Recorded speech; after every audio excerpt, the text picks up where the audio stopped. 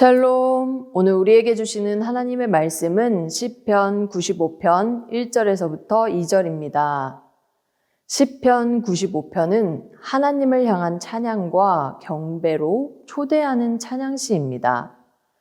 1절의 첫 단어는 오라라는 이 명령어로 사용이 되죠. 이 표현은 2절과 6절에서도 유사하게 나타납니다. 이것은 찬양의 대상이신 하나님 앞으로 점점 더 가까이 나아감을 의미해요.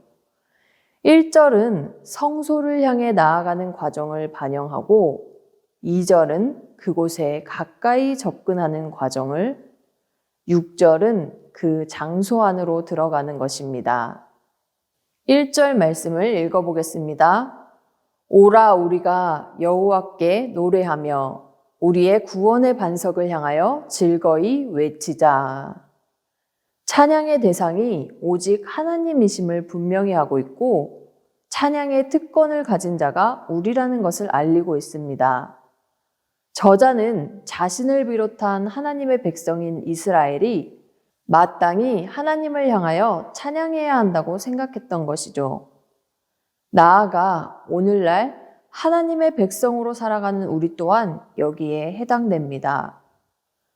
오라 우리가 라는 이 선포에 응답하는 우리 모두 되길 소망합니다. 오늘 각 개인이 삶의 자리에서 하나님께 올려드리는 찬양이 모여 하나님만이 영광 받으시는 날 되기를 기도합니다.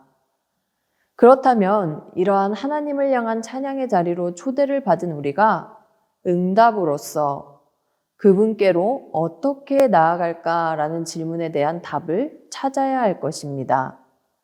2절 말씀을 읽겠습니다.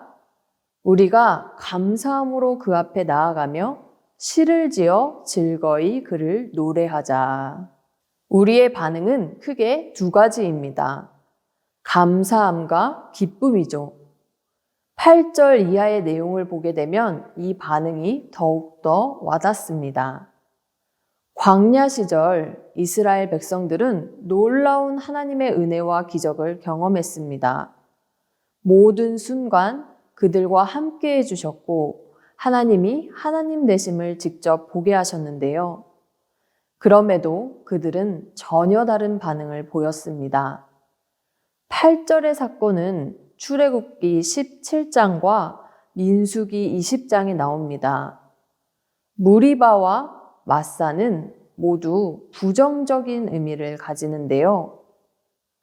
물이 없는 것에 대해 이스라엘은 하나님께서 만약 우리 가운데 계시다면 어찌하여 우리에게 물이 없는가 라고 의심한 것에서 유래합니다. 그들은 감사보다는 마음이 굳어 있었습니다. 원망과 불평으로 일관했던 것이죠. 우리의 마음이 굳어 있는지를 알 수 있는 방법, 이 방법은 우리에게서 흘러나가는 말과 행동에서 무엇이 발견되는지를 보면 됩니다. 9절에서는 그들이 하나님을 시험하고 조사하였다라고 합니다. 그 결과는 매우 참혹했는데요. 하나님은 근심하셨습니다. 하나님이 이스라엘의 바람직하지 못한 이 행위에 가슴을 치시며 몹시 슬퍼하셔야만 했던 것이죠. 게다가 하나님의 일하심을 직접 목격했던 이스라엘은 하나님의 안식에 들어가지 못했습니다. 약속의 땅으로 들어갈 수 없었던 것이에요. 이처럼 하나님을 향한 의심으로부터 시작된 이 불평과 원망은 모두의 근심이 되고 말았습니다. 그러나 원망과 불평과는 달리 감사는 하나님을 향한 신뢰를 바탕으로 시작되죠.